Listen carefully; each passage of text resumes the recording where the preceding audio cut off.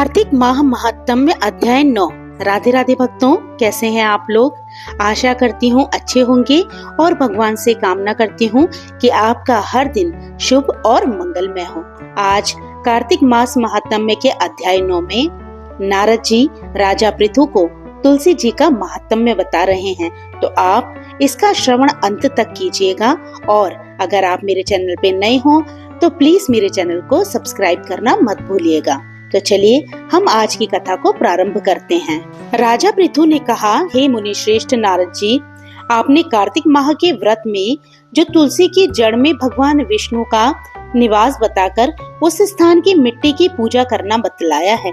अतः मैं श्री तुलसी जी के महात्म्य को सुनना चाहता हूँ। तुलसी जी कहाँ और किस प्रकार उत्पन्न हुई, ये बताने की कृपा करें।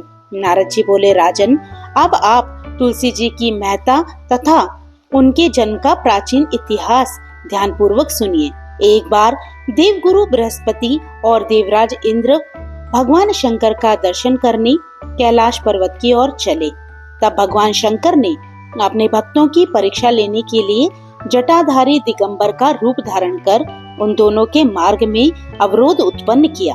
यद्यपि वे तेजस्वी, शांत, लंबी भुजा और चौड़ी छाती वाले गौर वर्ण अपने विशाल नेत्रों से युक्त तथा सिर पर जटा धारण किए वैसे ही बैठे थे, तथापि उन भगवान शंकर को न पहचान कर इंद्र ने उनसे उनका नाम व धाम आदि पूछते हुए कहा कि क्या भगवान शंकर अपने स्थान पर हैं या कहीं गए हुए हैं।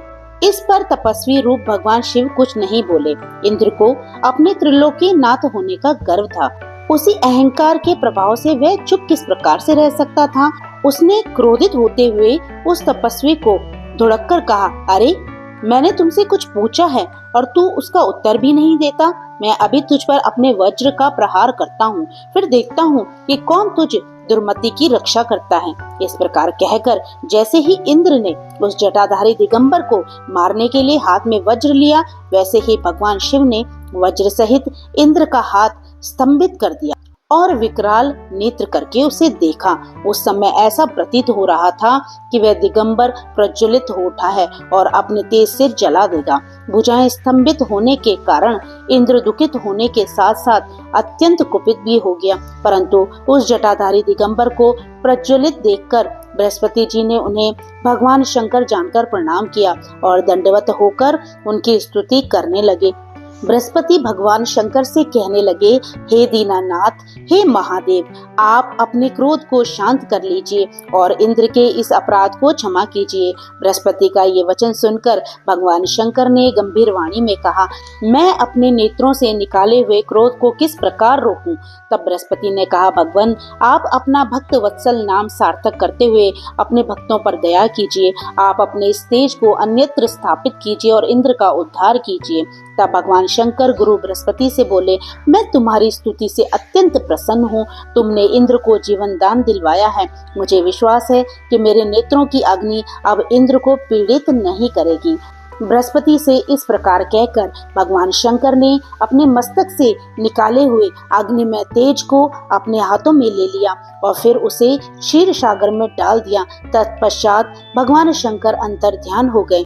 इस प्रकार जिसको जो जानने की कामना थी उसे जानकर इंद्र तथा बृहस्पति अपने अपने स्थानों को चले गए। तो भक्तों, ये थी कार्तिक मास महात्म्य की आज की कथा। ये कथा आज यहीं पर विराम लेती है और इससे आगे की कथा आप कल सुनेंगे।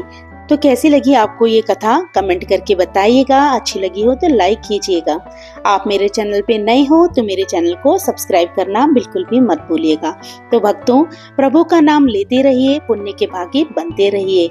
जय श्री कृष्णा, राधे राधे।